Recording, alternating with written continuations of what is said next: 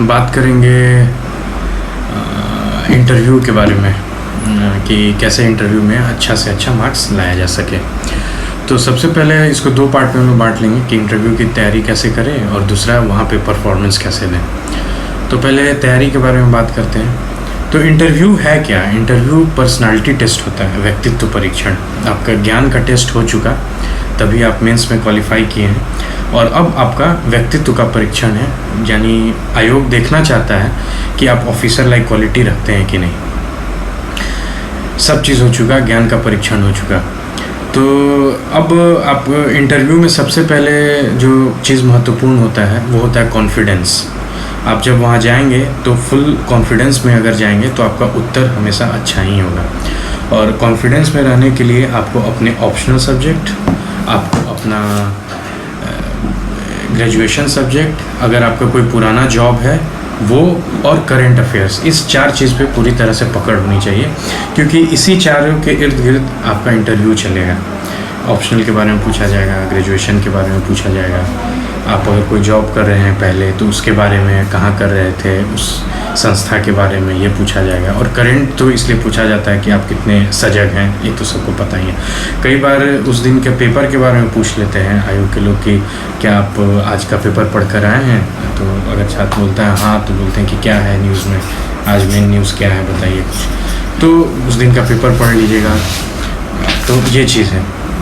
अब दूसरा चीज़ है ऑफिसर लाइक क्वालिटी, जो हम बता रहे थे आपको कि जो होना चाहिए, एक वो लोग खोजते हैं। तो सबसे पहला चीज़ कि किन लोगों के बीच आपको काम करना है। गरीब तबके के लोग, मजदूर, दलित, महिला, और जो दबे कुचले हाशिए वाले लोग हैं। तो अगर आपके उत्तर से ये पता चल जाता है कि आप इन लोगों के प्रति कंपैशनेट हैं, मतलब कुछ काम करना चाहते हैं, जैसे बुद्ध के बारे में बोला जाता है कि वो बहुत कंपैशनेट थे।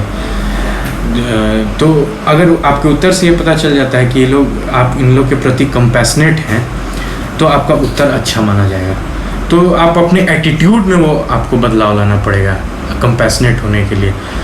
तो भला है बीपीएससी यूपीएससी एग्ज़ाम की तैयारी का कि लोग का एटीट्यूड वो चेंज करा देता है इन हाशिए के लोगों को या अन्य चीज़ के प्रति। नहीं तो आपके अंदर एटीट्यूड का निर्माण बचपन से होता है लोगों में।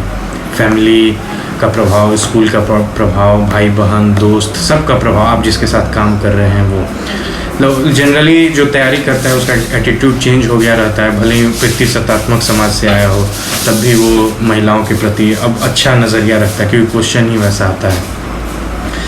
तो और अगर नहीं अभी तक एटीट्यूड आपको लगता है कि और एटीट्यूड चेंज करने की ज़रूरत है आपके अंदर की कुछ, तो आप अभी से, अब 15-20 दिन बचा है, लोगों के बीच जाना शुरू करिए, पब्लिक में, वहाँ लोगों से बात करिए, अपने दोस्तों के बीच बैठिए, तरह तरह का थॉट्स आएगा, फिर आपको जो सही नहीं लगेगा उसको हटाइए अपने अंदर से, तो वो चेंज हो जाएगा। तो कंपैशन विथ हाशिए, मतलब जो पिछड़े वर्ग, दलित, महिला, ये इन लोगों के प्रति जो कंपैशन है वो आप दिखाइए। दूसरा लीडरशिप क्वालिटी, आपके उत्तर से लीडरशिप क्वालिटी झलकना चाहिए, क्योंकि काम जो होता है यही लोग करते हैं, बीएएस के लोग, बीपीएस के लोग, ऊपर के लोग हस्ताक्षर करते हैं। लोग आपसे मिलने आएंगे सबसे पहले कि सर मेरा ये काम नहीं हो पाया है, कैसे होगा। आपको अच्छे से उनसे मिलना है, बातचीत करना है। तो ये लीडरशिप आपको सबको लेके चलना है, तो आपके उत्तर से पता चलना चाहिए कि आपके अंदर वो गुण है लीडरशिप का। और तीसरा चीज़ जो है पॉजिटिव एटीट्यूड, पॉजिटिव थिंकिंग। आपके उत्तर से लगना चाहिए कि आप एक सकारात्मक सोच वाले व्यक्ति हैं, कि कुछ करना चाहते हैं। ऐसा नहीं कि अच्छा इसका तो कुछ हो ही नहीं सकता इस चीज़ का, अरे छोड़ दीजिए। जैसे बिहार में जाति व्यवस्था को लेकर बहुत उठता है, तो लोग कहते थे कि तो रहबे करेगा यहाँ पे, ये नहीं हट सकता। लेकिन ऐसा नहीं, आप कुछ ऐसा चीज़ बताइए कि सर हम लोग ये कर लेंगे तो ये चीज़ हट जाएगा, ये कर सकते। मतलब निगेटिविटी नहीं दिखानी है, कि एकदम हार मानने वाला चीज़ नहीं दिखाना है। हर चीज़ में सकारात्मक, हाँ ये हो सकता है, ये किया जा सकता है। तो ऐसा होने पर आपके अंदर का ये तीनों चीज़ दिख जाएगा, कंपैशन और पॉजिटिविटी, और एक जो बताए थे आपको कि लीडरशिप क्वालिटी, ये तीनों चीज़ आपका दिख जाएगा। और कॉन्फिडेंस लाने के लिए तो आपको अपने सब्जेक्ट, ऑप्शनल सब्जेक्ट, करेंट और ये सब पे पकड़ होना चाहिए। हम बात करते हैं कि वहाँ क्या क्या होता है, कैसे मार्क्स लाया जाता है। जैसे आप अंदर जाइएगा तो आपको वो लोग 45-50 साल के बोर्ड के मेंबर दिखेंगे। तो वो लोग सोच लीजिए अपने जैसे पिता हुए आपके उस एज के हुए, तो सोच लीजिए उनके बारे में कि वो लोग क्या चाहते होंगे।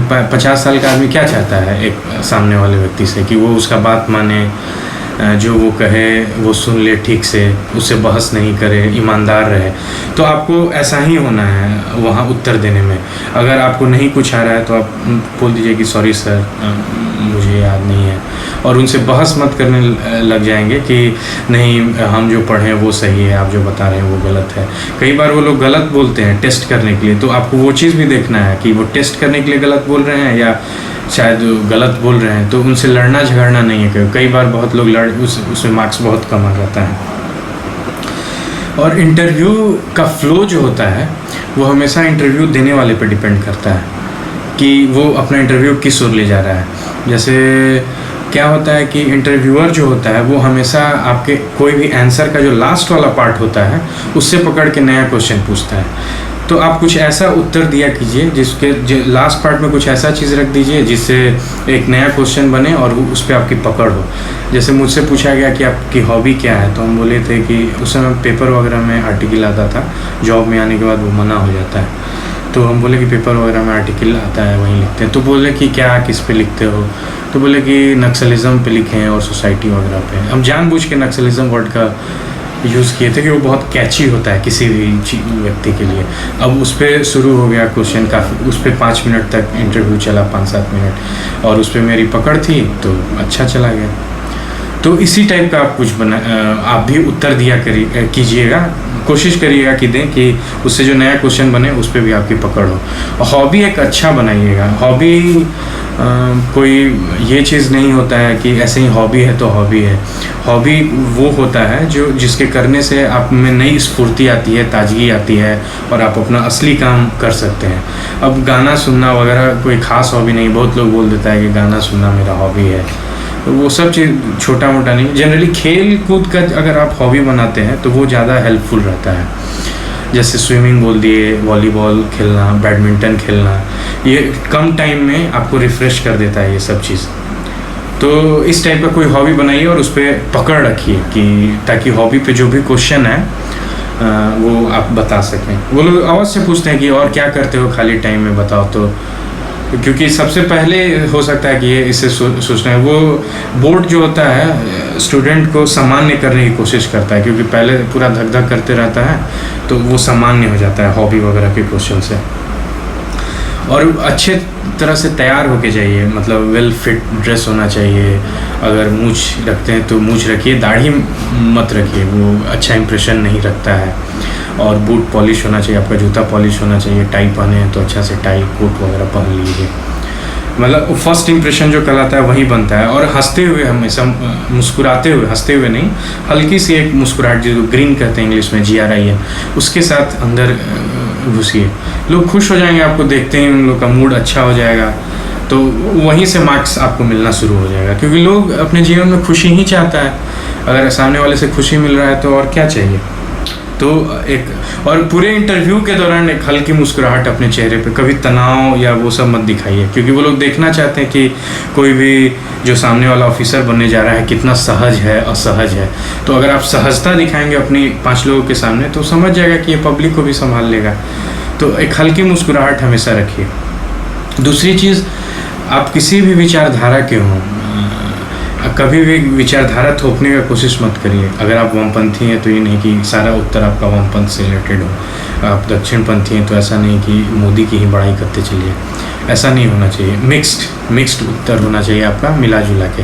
कोई भी क्वेश्चन जब हो तो ऐसा नहीं कि उन लोगों को लग जाए कि अरे ये तो, उनको पता नहीं चलना चाहिए कि ये किसी खास विचारधारा का व्यक्ति है। और पॉलिटिकल बात तो करना ही नहीं है ना, वो पूछेंगे, बहुत मुश्किल से वो लोग पूछता है। अब जैसे धारा 370 अभी हटाए, ये इस पे हुआ है तो पूछ सकता है वो लोग। तो अच्छा से संवैधानिक जो उत्तर है वो तैयार करके जाइएगा। कभी ये नहीं कि अरे मोदी हटा दिया तो अच्छा किया, उसका अगर कुछ ख़राब वाला पार्ट है वो भी तैयार करके जाइएगा और बताइएगा उनको।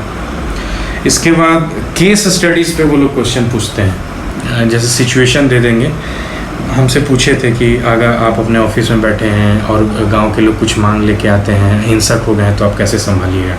तो ये केस स्टडीज़ के लिए सबसे अच्छा है कि पिछले 2-3 साल का एथिक्स का जो क्वेश्चन आता है यूपीएससी में, वो देख लीजिए, लास्ट वाला सेकेंड पार्ट 2, जिसमें उत्तर लिखना रहता है ये सब केस स्टडी वाला। और बहुत अच्छा उत्तर भी आ गया उसका, उसमें 2-3 बुक से देख लीजिए, और जो आपको उत्तर लगे आप खुद समझ जाइएगा, आपका एटीट्यूड चेंज हो जाएगा। कोई ज़रूरी थोड़ी है कि जो वो पूछा है वहीं ये लोग पूछेंगे, मिला जुला रहेगा, आप उत्तर दे दीजिएगा।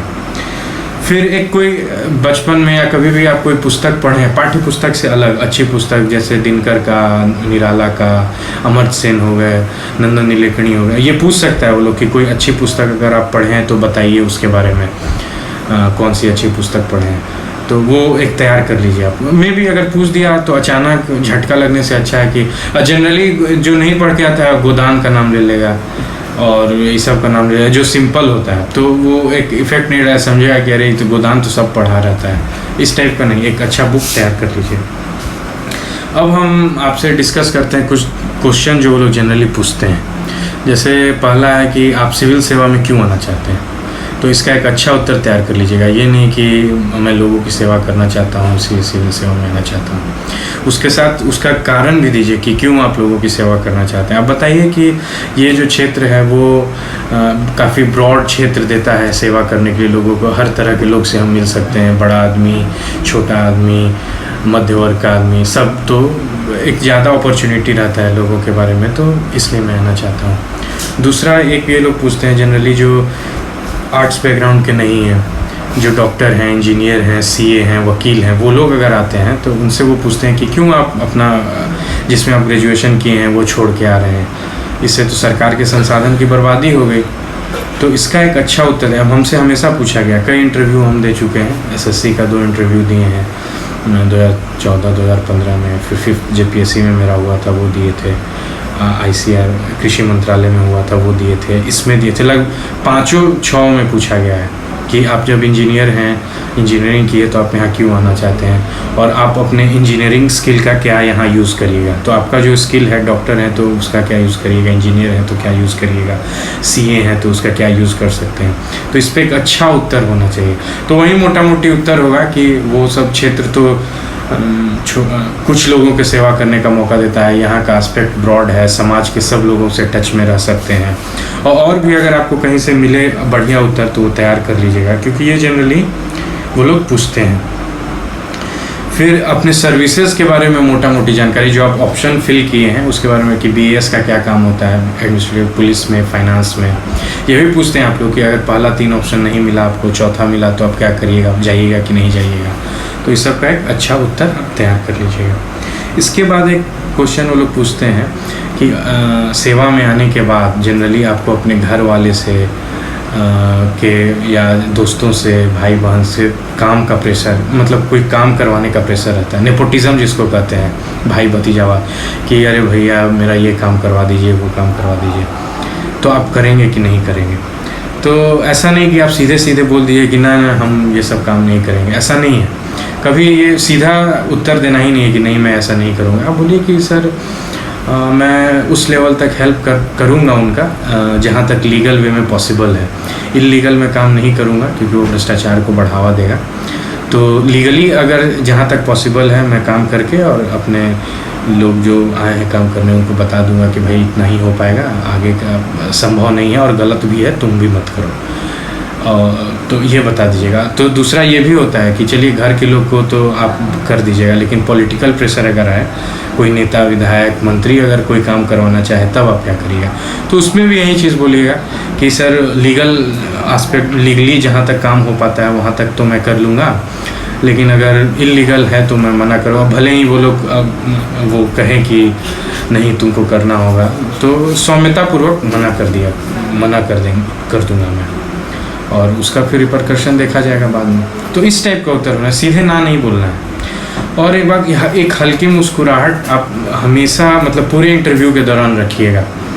और घबराहट नहीं होनी चाहिए, तन के अपना बैठना है, मुस्कुराते हुए सारा उत्तर देना है। सौम्य व्यवहार होना चाहिए। सौम्यता जो है वो लोगों को अट्रैक्ट करता है बातचीत करने में।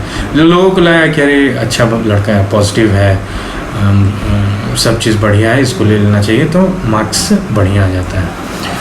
और भी क्वेश्चन आंसर वगैरह अगर मेरे दिमाग में आएगा या आप लोग को अगर कुछ लगता है तो वीडियो के नीचे लिखिएगा, मैं कोशिश करूँगा कि अधिक से अधिक उसका उत्तर दे पाऊँ। और